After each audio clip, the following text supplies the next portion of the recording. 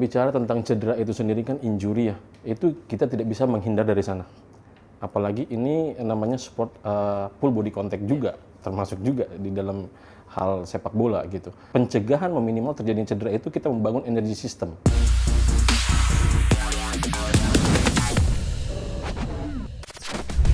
Cedera jadi momok yang menakutkan bagi atlet, tak terkecuali pesepak bola. Apalagi cedera yang membutuhkan operasi memaksa pesepak bola harus menempuh untuk waktu yang lama. Situasi ini tak jarang menyebabkan pemain kesulitan menemukan kembali ritme permainan terbaiknya. Bahkan tak sedikit pemain yang justru tak bisa kembali ke performa terbaiknya dan harus mengalami penurunan karir. Banyak contoh yang bisa diambil, salah satunya Eden Hazard. Bersinar di Chelsea, pemain asal Belgia itu gagal membuktikan diri di Real Madrid pasca cedera mata kaki yang dideritanya. Penanganan cedera di klub pun jadi masalah yang patut diperhatikan. Pasalnya, penanganan cedera dan rehabilitasi yang tepat seharusnya dapat mengembalikan pemain ke performa terbaiknya. Lantas, bagaimana penanganan masalah cedera di klub-klub Indonesia? Apakah mereka sudah mempunyai tim medis yang cukup mumpuni? Atau ada masalah lain yang lebih besar, yaitu masalah mental? Untuk itu, kami akan mengulasnya. Saya Ilham, selamat datang di Sudut Sepak Bola. Cedera jadi hal yang tak bisa dipisahkan dari atlet dan hampir tak ada atlet yang lepas dari cedera.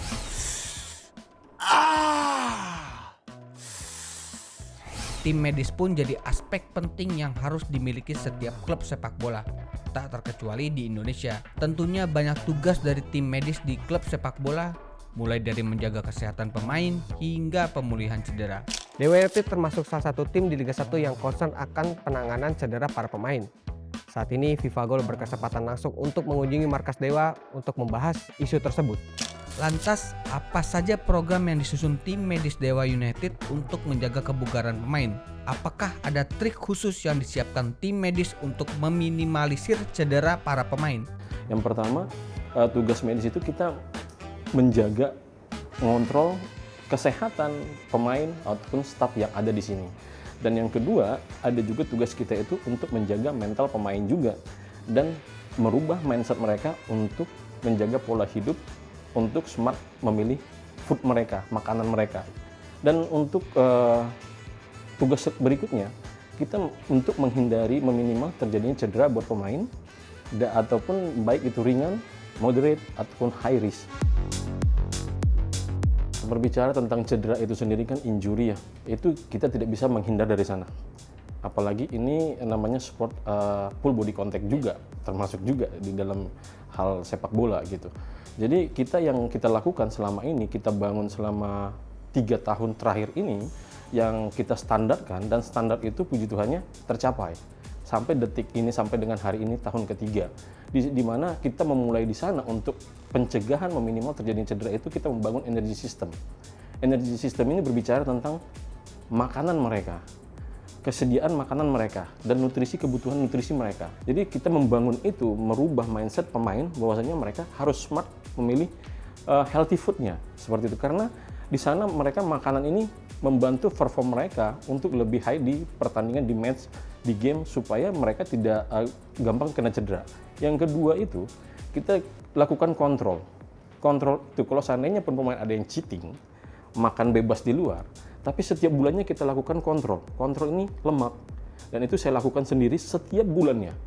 Kalau seandainya dari setiap bulan ini ada yang terkontrol dan screeningnya ada yang high fat pemain, itu nanti akan saya koordinasikan dengan physical coach untuk memberikan extra training seperti itu. Jadi pemain pun ada kontrol di sana untuk melakukan intake foodnya dia setiap bulannya, karena kita lakukan kontrol setiap bulannya. Karena kalau high fat itu meningkatkan risiko untuk cedera juga. Selain kontrol yang dilakukan tim medis untuk meminimalisir cedera, mereka tetap harus bersiap ketika ada pemain yang mengalami cedera, baik saat latihan maupun di pertandingan. Disinilah tim medis dalam tim sepak bola melaksanakan tugasnya dalam menangani proses recovery cedera para pemain agar bisa kembali merumput.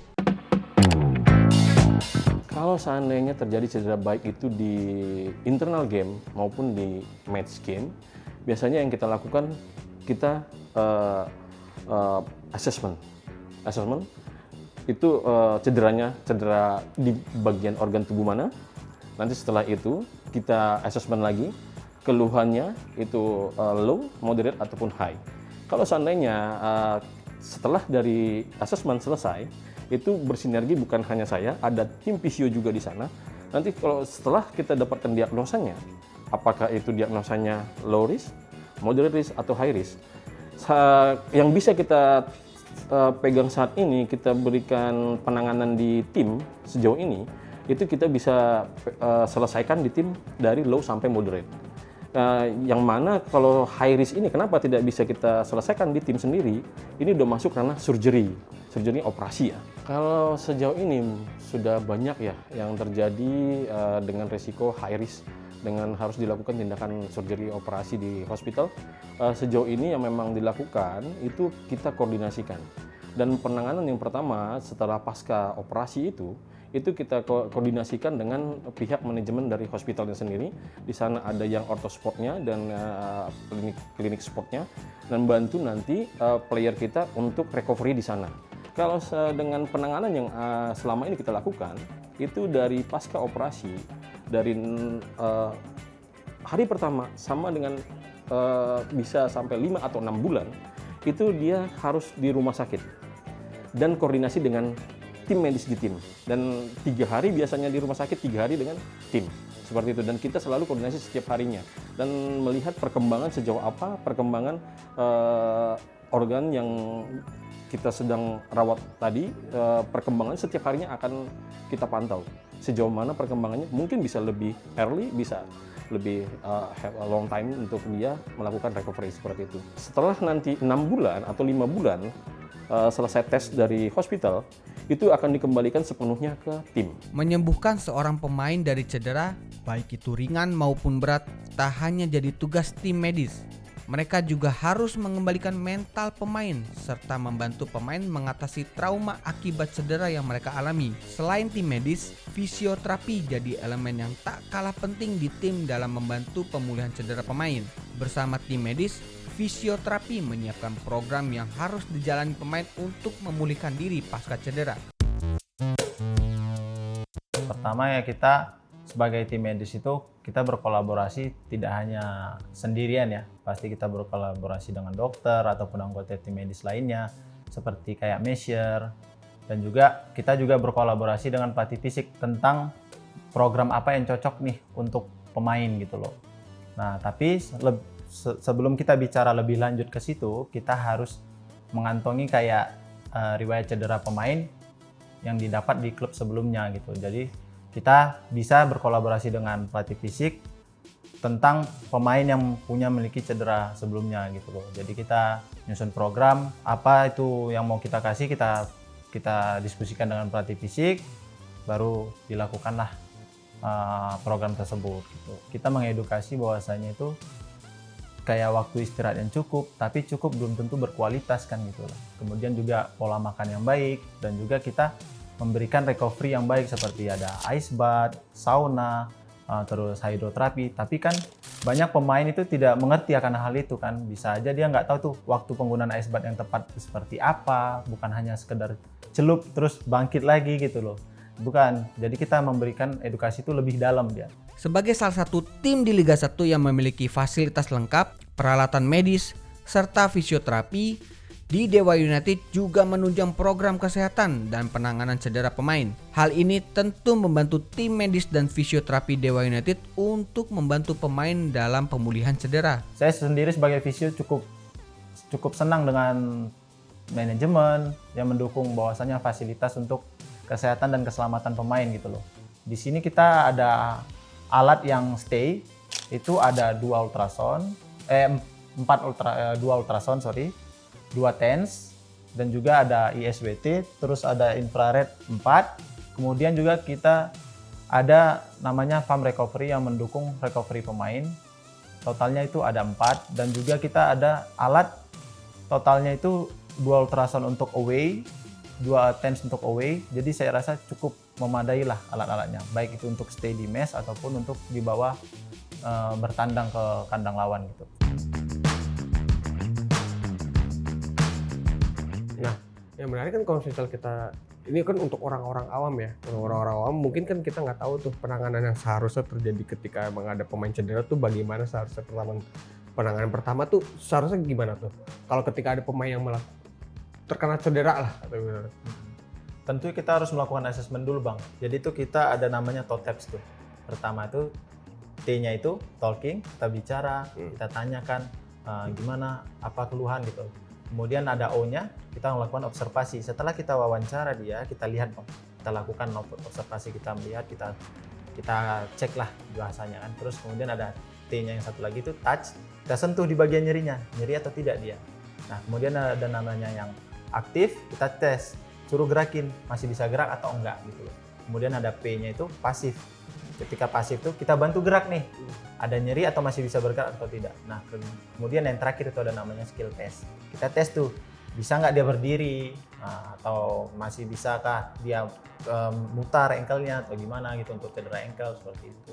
Oh, tapi banyak banget kesalahan yang ada di Indonesia tuh, misalnya pemain lagi cedera tuh langsung diangkat. Itu sebenarnya boleh atau enggak sebenarnya? Apa kira-kira ketika pemain itu cedera di bagian kepala itu apa sih yang harus dilakukan pertama kali gitu? Ya pertama kali ya pentingnya kita assessment tuh. Makanya di tim medis tuh di bagian luar itu bukan hanya sekedar nonton, enggak. Yeah. Tujuannya tuh dia harus benar-benar mengamati. Jadi sebelum dia sampai ke lapangan, kita udah tahu tuh apa yang harus kita lakuin. Dan kita udah tahu tuh cedera apa yang dia alamin gitu. Untuk kayak seperti contohnya kepala ya, pertama kali ya kita harus melihat dulu kesadarannya bagaimana gitu loh. Apakah dia masih sadar atau enggak. Nah, terus kalau dia memang nggak sadar, tentu kita harus datang memanggil ambulan untuk masuk ke dalam lapangan. Baru kita lakukan observasi lebih lanjut ke rumah sakit gitu loh. Cuman kalau misalnya cedera-cedera yang masih bisa kita amati dan masih bisa kita tangani di lapangan, tentu harus kita tangani. Contoh misalnya benturan kepala yang berdarah hingga mengeluarkan darah, nah kita harus mengobati itu di lapangan. Kalau misalnya di lapangan tuh tadi ada pemain yang cedera, terus dia minta rekannya atau musuhnya atau lawannya tuh untuk diangkat kaki ya, terus itu sebenarnya diperbolehkan atau emang tuh step awalnya sebenarnya dalam hal cedera? Oh, kalau itu sih lebih bagus kita praktekin aja Bang ya. Jadi lebih enak jelasin ya. Dia bisa paham dan jadi boleh. gitu. Boleh. Enaknya di mana nih? Di sini Bang. Dan ini harus tungkor nih? Enggak, telentang dulu. Oke. Kita coba nih yang paling Telentang berarti terentang itu ya gini ya?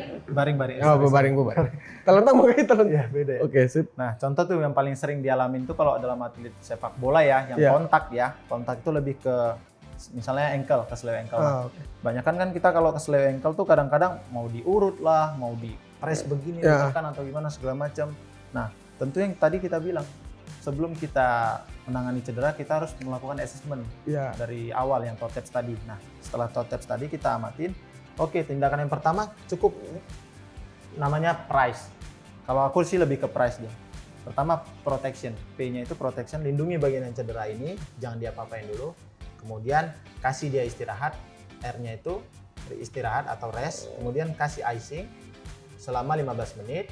Kemudian C-nya itu compression. Compression itu bisa juga dengan elastis bandage ataupun wrist tape supaya menahan bengkaknya itu tidak terlalu melebar gitu loh. Karena kan pembuluh darahnya itu pasti mecah tuh kalau udah ada cedera kesleo, makanya kita lihat bengkak. Nah, itu jangan takut, itu malah lebih bagus. Menurut saya itu lebih bagus. Karena apa? Berarti peredaran darahmu atau respon tubuhmu itu terhadap suatu nyeri itu ngerespon gitu Ngerespon loh. ya, betul. Lebih bagus dia ditandai dengan bengkak daripada tidak ada bengkak sama sekali tapi nyeri gitu.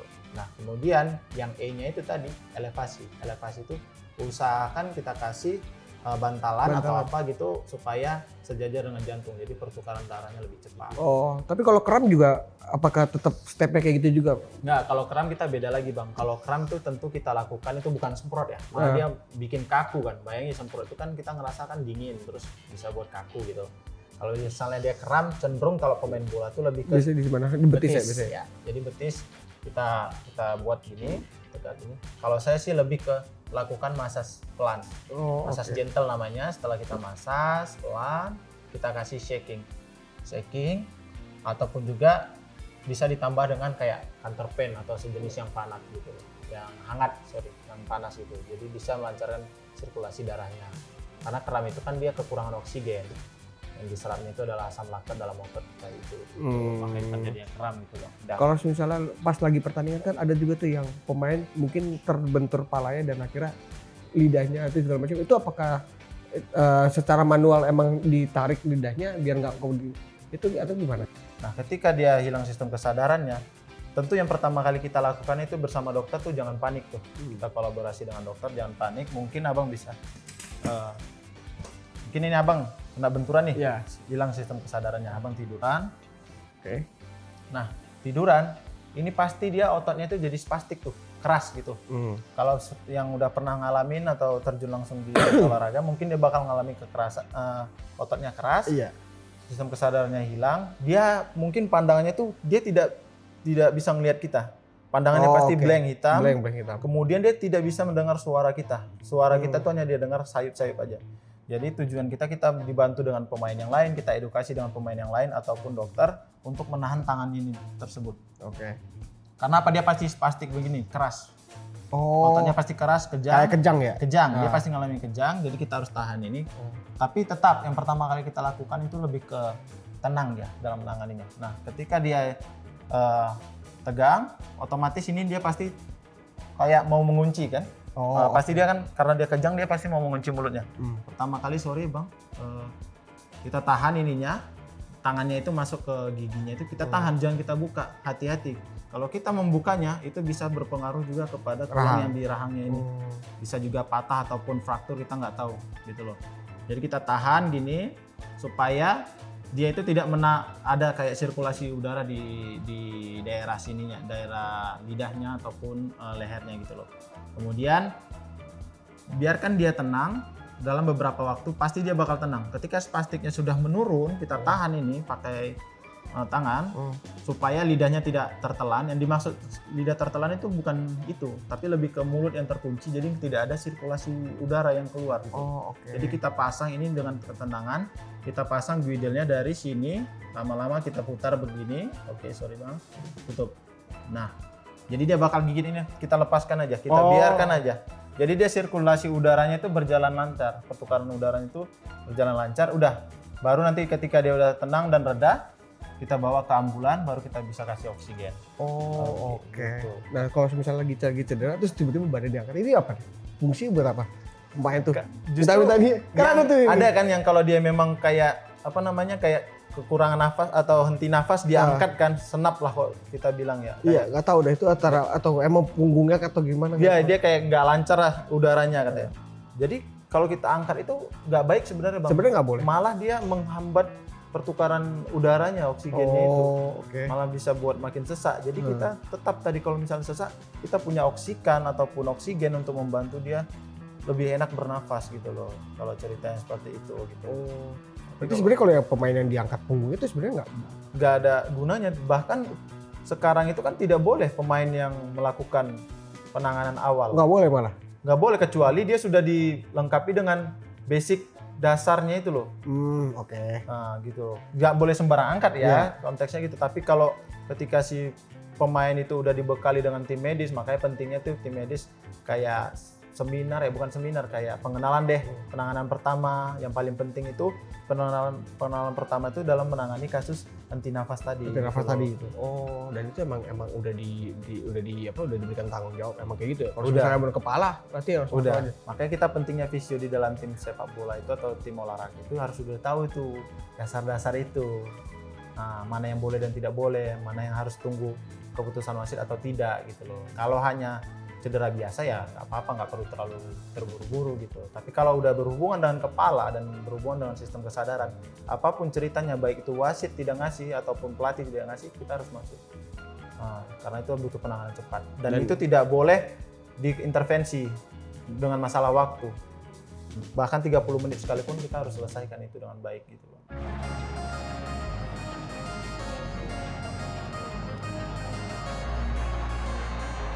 pentingnya peran tim medis dan fisioterapi di tim memang tak perlu diragukan lagi. Kehadiran dua elemen ini sangat berguna dalam menjaga kebugaran pemain serta membantu pemain yang mengalami cedera. Brian Fatari jadi salah satu contoh pemain Dewa United yang sukses menemukan kembali kebugarannya setelah absen untuk waktu yang lama. Ia jelas merasakan pentingnya peran tim medis dan fisioterapi di klub. Peran tim medisnya Dewa United ketika Mas mengalami ACL itu bagaimana sejauh apa? Ya, perannya sangat baik ya, apalagi dokter dengan fisio. Mereka membantu banyak sih dalam hal saya punya recovery. Ya, kadang-kadang juga saya mengeluh ke mereka bagaimana ini. Saya juga kadang panik, mereka selalu tenangkan saya. Dan untuk selama ini mereka sangat baik. Untuk saya bagus untuk dalam pekerjaan mereka. Kenapa panik? Ya, karena takut nggak bisa kembali lagi. Iya, karena baru pertama kali juga kan merasakan operasi, terus mau pasca untuk recovery-nya itu bagaimana saya nggak tahu. Jadi kadang-kadang juga merasa, oh ini ada sakit-sakit ini, jadi panik lah gitu. Tak seperti Brian Fatari, banyak pemain yang tak bisa kembali pada performa terbaiknya. Bahkan tak sedikit yang sinarnya meredup pasca mengalami cedera jangka panjang. Takutan mengalami cedera yang sama pun jadi faktor yang mempengaruhi mental pemain ketika kembali merumput pasca proses rehabilitasi. Ya, pada saat masa itu tuh sangat berat ya. Apalagi yang kita pemain sangat takutkan itu cedera, bisa sampai ya berbulan-bulan, kadang bisa tahunan. Dan masa recovery-nya juga itu yang sangat berat. Ya, latihan sama fisio, kadang gym, kadang juga membosankan selama hampir kalau tidak salah 7 bulan. Nanti bulan ke-9 baru turun ke lapangan. Ya, kalau jadi momok yang tadi saya bilang itu karena ya bisa recovery-nya, masa recovery-nya itu bisa sampai tahun. Dan kadang juga bisa penurunan karir, dan kadang juga bisa pensiun dini. Itu yang sangat kita pemain takutkan. Penanganan cedera yang tepat dari tim medis jadi faktor penting bagi pemainnya untuk kembali menemukan performa terbaiknya. Dengan program rehabilitasi yang terstruktur, pemain bisa memperoleh kembali kebugarannya dan merempuh seperti sedia kala. Pasalnya, tak hanya operasi yang membantu memulihkan pemain, melainkan proses recovery jadi aspek terpenting untuk mengembalikan performa pemain. Benar, berpengaruh banget. Karena beda dengan personal normal yang bukan atlet, karena mereka dipersiapkan hanya untuk jalan normal setelah pasca operasi. Kalau atlet, kita persiapkan untuk full body contact lagi, yang memang tidak menutup kemungkinan akan terjadi cedera lagi. Jadi itu di sana kalau recovery yang kita lakukan di sana itu berbeda dengan porsi recovery dengan personal normal seperti itu. Jadi kalau dengan penanganan ataupun recovery dan tim yang di belakang ini sebagai tim supportnya dia untuk mengembalikan perform dia, mengembalikan mentalitas dia, mengembalikan percaya diri, confidence-nya dia, ini tidak profesional, mungkin pemulihannya tidak akan 100%.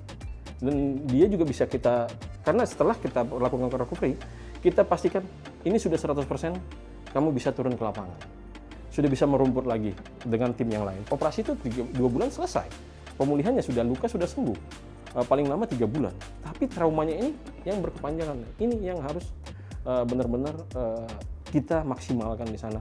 Kita harus tahu karakter pemainnya, kita harus tahu porsinya dia seperti apa, kita harus tahu komunikasinya kapan, komunikasinya yang baik dengan dia seperti apa, dan kita tidak mungkin mengimingkan yang tidak mungkin. Diharapkan semua tim di Liga 1 maupun Indonesia bisa memiliki tim medis yang cukup bisa untuk menangani cedera para pemain agar menjaga masa depan mereka. Saya Ilham, sampai jumpa di episode selanjutnya.